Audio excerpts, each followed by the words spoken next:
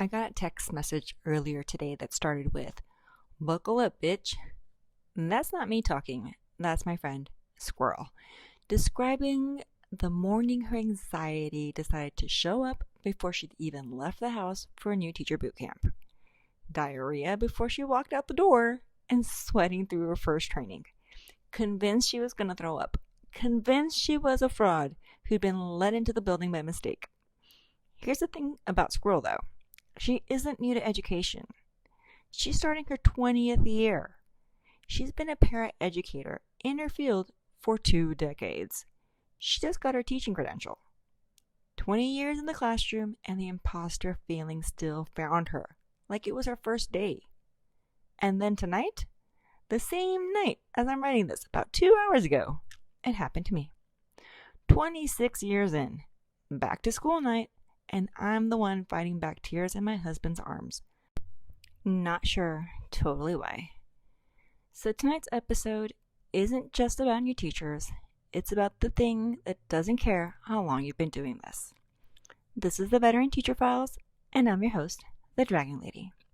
So, I asked her what happened, and she wrote back. And I'm reading this exactly as she sent it. "Buckle up, bitch. Woke up feeling fine. Then all of a sudden, fucking Nancy," that's what she calls her anxiety, Nancy the anxiety squirrel, "reminded me, hey, remember you're anxious about being a new teacher and going to boot camp?" Diarrhea before she even left the house, sitting down for a training, and all of a sudden her anxiety ramps to 100. She's queasy, she's sweating, and she thinks she's going to throw up. Overwhelmed by everything coming at her, and underneath it, the real thing. Feeling inadequate to do a job she's actually been doing in one form or another for 20 years. That's what gets me about this. This isn't a rookie. This is someone who's been in the classroom since before most of her colleagues could drive.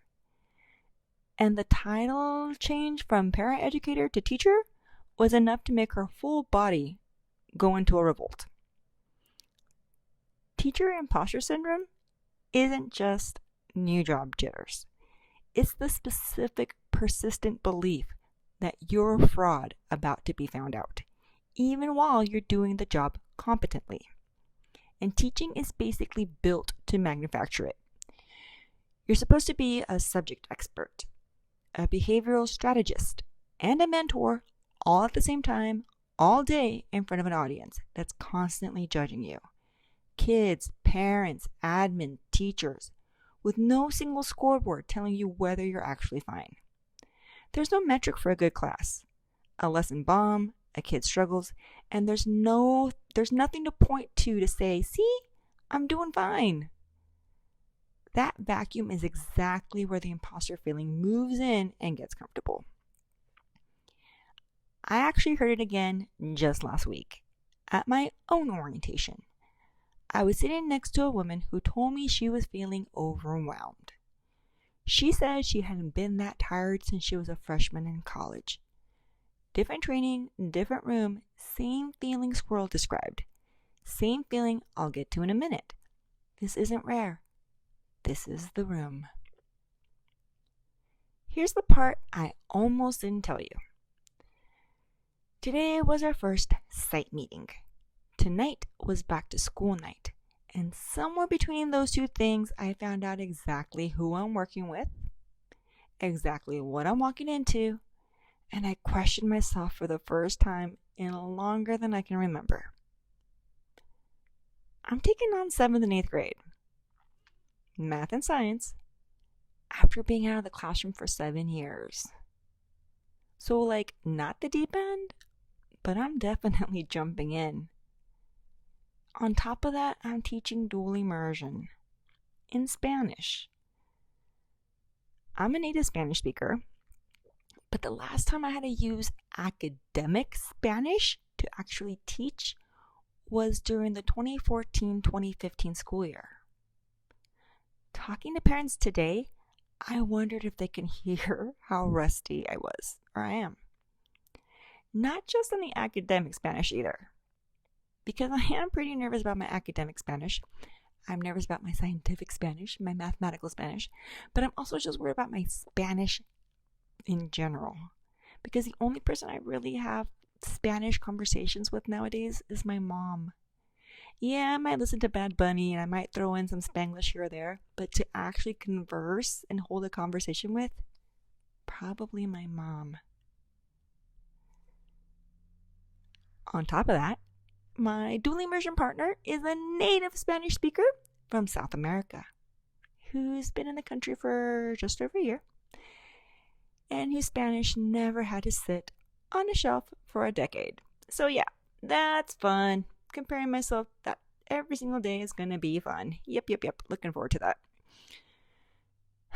And then a teacher at my site asked me if I had a math credential. And I said no. I understood immediately why she was asking me that.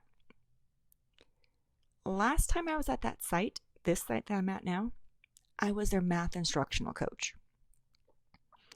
She knew me as the person who coached teachers on how to teach math. And the reason I was hired to be a math coach is because I had just finished teaching math to 6th graders. So I came in, I had experience teaching math, so they said, hey, yeah, we need coaches, you can be a math coach. And I said, yes, I need a job, I'll be your math coach. Just like now, I'm like, yeah, I need a job, I'll be your math and science teacher. So, coming back as the one being coached. I'm good at math. I enjoy math. That's not really the issue. It's just that, to be honest, that's not the grade I would choose for myself. If I really had the free range to pick from whatever I wanted to, I'd probably pick 1st grade for myself or 3rd grade for myself. 7th and 8th grade is nice. I don't mind the lessons. I enjoy the students and the kids, but is this really where my heart wants to be at? This is really... No. And I wondered if that was showing. I wondered if they could read it in my face. I wondered if they could see it in my body language. And it just keeps stacking. So the room numbers were printed wrong on the schedules that went home with the parents. Or not home with the parents, they're the ones that the parents got when they were dismissed from the cafeteria. And so I had parents who kept asking me where so-and-so's room is, or where number so-and-so room is. And I didn't know. I was like, I know nothing. And then someone asked me how long the class periods were. I couldn't remember. 50, 55? Someone asked me someone said, the kids have PE first period, so do they go straight to the gym or do they... I'm like, I don't know. I don't know. Someone said, do we still dismiss from gate 3? And I'm just like, where the hell is gate 3? I don't know. So I don't know where to input grades. I don't know where gate 3 is. I don't know where to pick up from lunch. There are so many things that I just don't know. Someone asked, who else teaches Spanish? And I could only name like the one other person. And then I saw my grade level colleagues and they had handed out like a syllabus tonight with percentage breakdowns and chapter pacing. What did I hand out? Meet the teacher sheet with my email on it. All cutesy like with a little bee.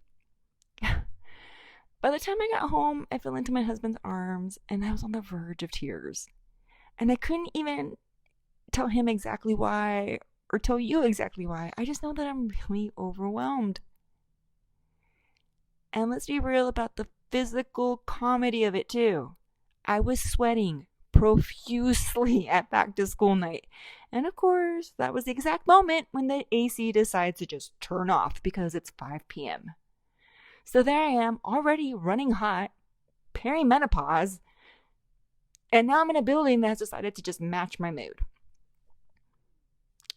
Tonight wasn't really the start of it either. I tracked my sleep, and I've got 2 weeks of bad data to prove I haven't actually been resting. I've had so many tabs open in my head that I've forgotten to eat until I'm nauseous from not eating. And I've been irritable, short-tempered, snapping at people in my own house who have nothing to do with any of this. Tonight wasn't the moment for imposter feeling to show up. Tonight was just the moment I finally ran out of room to keep pretending that it hadn't been there for the whole 2 weeks. 26 years, 5 schools, an admin credential, and none of that makes me immune. It just means I recognize what's happening in my body. And imposter feeling doesn't get quieter.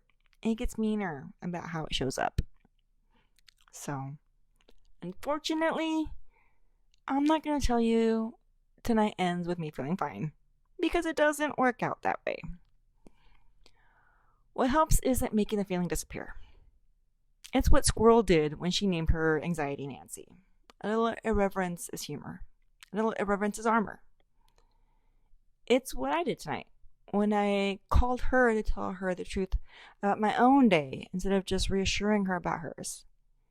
It's letting competence and terror sit in the same body at the same time and not treating that as proof of anything except that you're just paying attention and that you're human. Here's what I want to hear from you. And I mean, I actually want to know. When did imposter syndrome show up for you? And how far into your teaching career were you when it did? A new teacher, 20 years in, doesn't matter. Drop it in the comments. I read every single one. And if tonight's episode felt like your own text message to a friend, do me a favor. Subscribe, like this video, and share it with a teacher in your life who needs to hear that this feeling doesn't mean they're failing. It just means they're showing up. This has been the Veteran Teacher Files. I'm the Dragon Lady, and I'll see you next time.